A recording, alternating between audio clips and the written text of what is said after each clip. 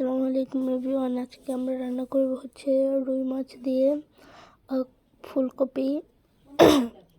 তো প্রথমেই আমরা রুই মাছগুলোকে ভালো মতো ভেজে নিলাম।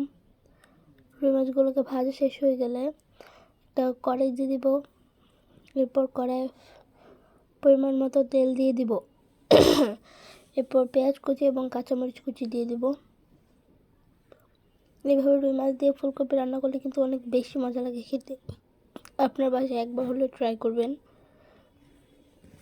এরপর ওই দুটো দিয়ে তারপর ভালো মতো ভেজে নিব।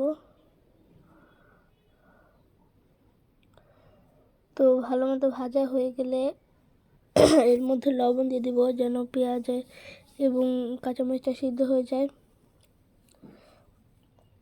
লবণ দিয়ে দেওয়ার পর এখানে হলুদের করে দিয়ে দেবো পরিমাণ মতো এবং মরিচের করে দিয়ে দেবো। এই দুটো দেওয়ার পর এটাকে ভালো মতো নেড়ে চেড়ে নিব। তো এখানে আমরা সামান্য পরিমাণে একটু পানি দিয়ে দিলাম ঝোলের জন্য। তো এরপর ওটা মিক্স করে নিব। তো মিক্সড করা হয়ে গেলে আমরা এর মধ্যে দিয়ে দেবো হচ্ছে ফুলকপিগুলো। তো এবার কিছুক্ষণ রেখে দিব যেন কষানো ভালো মতো হয়ে যায়। আবার দেখতে হবে যেন পুড়ে না যায়, সেটা দিকেও খেয়াল রাখতে হবে। এরপর এখানে ফুলকপিগুলো দিয়ে দিব। ফুলকপির সাথে একটা আলু চাইলে আপনারা কেটে দিতে পারেন, তাহলে আরও বেশি ভালো লাগবে। তো এরপর ফুলকপিগুলোকে নেড়ে চেড়ে ভালো মতো মিশিয়ে নেব। এরপর এটাকে ঢাকনা দিয়ে ঢেকে দিব 5 মিনিটের মতো। 5 মিনিট পর ঢাকনা উঠালে ফুলকপিটা কিছুটা এরকম হবে, কিন্তু ফুলকপিটা কিন্তু শক্তই থাকবে। একদম নরম হয়ে গেলে তখন কিন্তু আমরা নামাবো। আবার যেন গলে না যায় সেটাও খেয়াল রাখতে হবে। তারপর ফুলকপিটা একটু শক্ত শক্ত থাকতে এটা যেন ভালো মতো হয়ে যায়, এর জন্য পানি দিয়ে দিব। পানি দিয়ে দেওয়ার পর এখানে যে আমরা রুই মাছগুলো ভেজে রেখেছিলাম সেই মাছগুলোকেও দিয়ে দিব, দিয়ে নেড়ে চেড়ে মিশিয়ে নেব।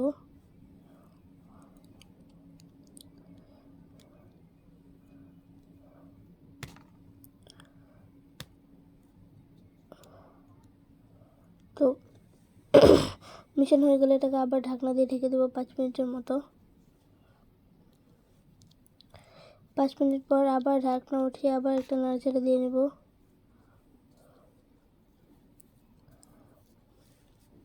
তারপরে আবার ঢাকনা দিয়ে রেখে দেবো 5 মিনিটের মতো। এরপর 5 মিনিট পর উঠিয়ে এখানে ধনিয়া পাতা দিয়ে দিব। ধনিয়া পাতা দিলে যেহেতু খাবার টেস্টটা বেড়ে যায়। তারপর ধনিয়া পাতা দিয়ে দেওয়ার পর ধনিয়া পাতাটা পুরোটা তরকারির সাথে মিশিয়ে নেব হালকাভাবে, যেন ভেঙে টেঙে না যায়, এটা খেয়াল রেখে। তো এভাবে রান্না করলে তরকারিগুলো খেতে কিন্তু অনেক মজা লাগবে। যেহেতু শীতের দিন ফুলকপি আরও বেশি মজা লাগবে। তো আমার এইভাবে রান্নার রেসিপিটা ফলো করতে কিন্তু ভুলবেন না। আর যদি ভিডিওটি ভালো লাগে একটা লাইক দেবেন, অবশ্যই চ্যানেলটি সাবস্ক্রাইব করবেন। আমার চ্যানেলের সাথে অলওয়েজ কানেক্ট থাকবেন, আমি আপনাদেরকে অনেক ইউনিক ভিডিও দিব। তো নেক্সট ভিডিও আসা পর্যন্ত সবাই ভালো থাকবেন, সুস্থ থাকবেন। আল্লাহ হাফেজ।